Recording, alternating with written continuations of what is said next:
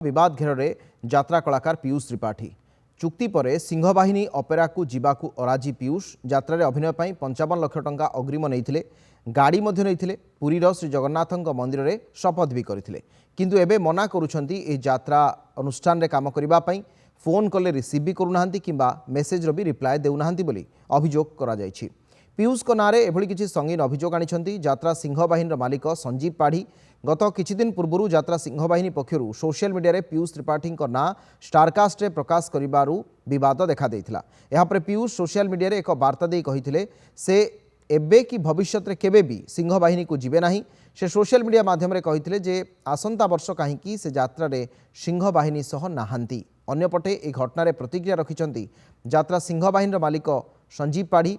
पीयूष चुक्ति करी टंका एवं गाड़ी नहीं सारिबा परे एबे यात्रा को आसीबे नाही बोली कहउछंती, जहाकु नहीं से एबे मानसिक भारसाम्य हराई बसचंती।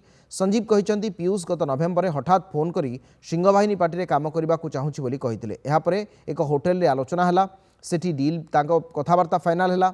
से संजीव को पार्टी रे 5 वर्ष पर्यंत रहिबे बोली एग्रीमेंट कले।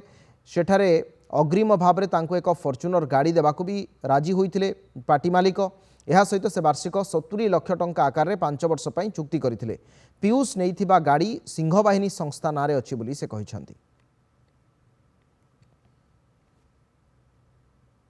आपण मान माध्यम मु पीयूष को पचारुछि किछटा कथा। प्रथम कथा होछि पीयूष एग्रीमेंट करिसंती ना नहीं से कहबे।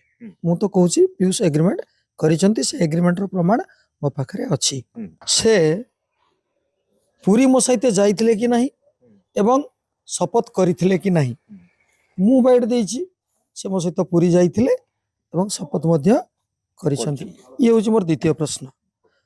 तृतीय कथा मु जो तांको 55 लाख टंका देइछि कहूछि अकाउंट रे 30 लाख आउ कैश 25 लाख से नैचंती ना नहीं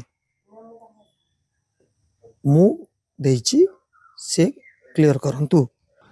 जैसे अनुष्ठान को जीवा पाई बाबू संगे मोर कथबार्ता होता चुक्ति होता किंतु समयानुक्रमे मालिक एवं कलाकार भीतर जो बुझामणा जो समन्वय रहा कथा से समन्वयर घोर अभाव घटिला, जद्वारा सुस्थ मस्तिष्क उक्त अनुष्ठान रे वर्षे काम करवा एवं 100% एफर्ट दबा मु सठिक भाविली नहीं।